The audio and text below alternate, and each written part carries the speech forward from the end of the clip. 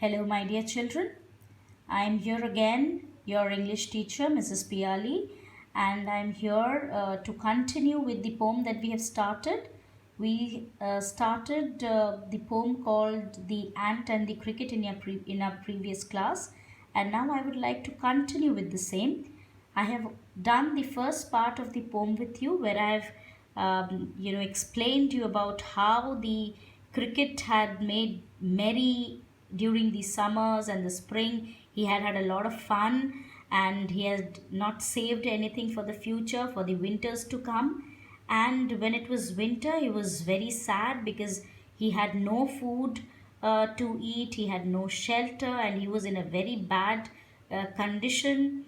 It was very difficult for him to survive now. So, what did he do? He decided to go to the ants and ask for a shelter and some food. Right? Now we move to the next part.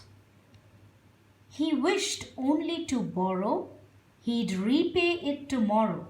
So, when he went to the ants, he was asking for shelter and some grains to live on, and so he wished only to borrow. Borrowing means when you ask for a favor but behind your mind you know that you have to repay what you have taken. You need to give it back.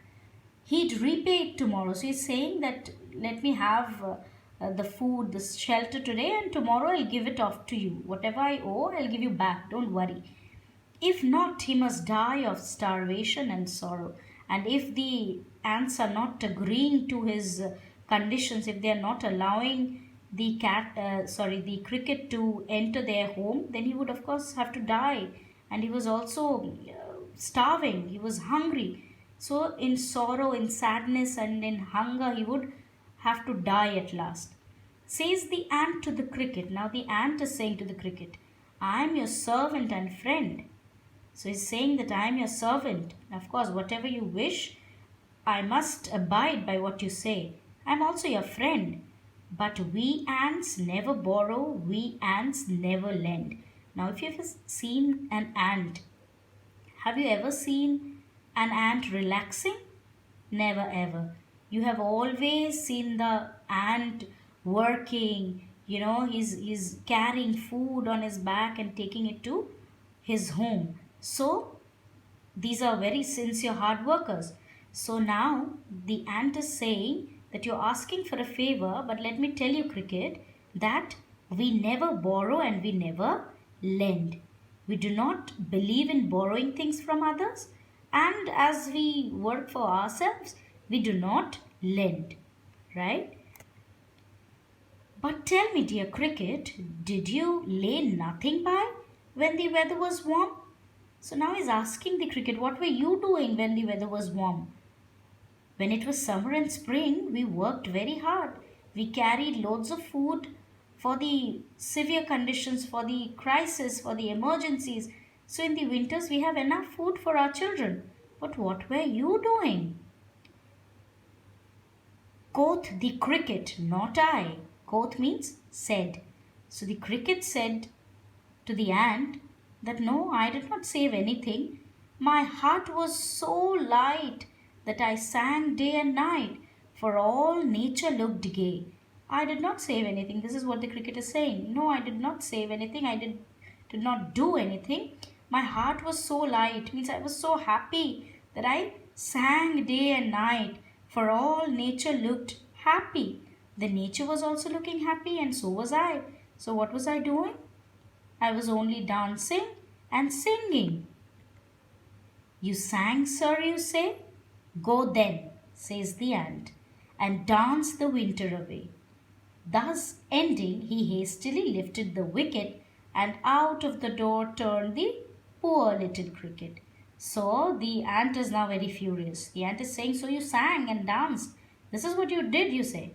So now you may go and you find your own ways out, because as you've danced throughout the favorable conditions, now I would also request you to dance in the winters. So till the winter goes, you may dance as you have done, what you are habitual of.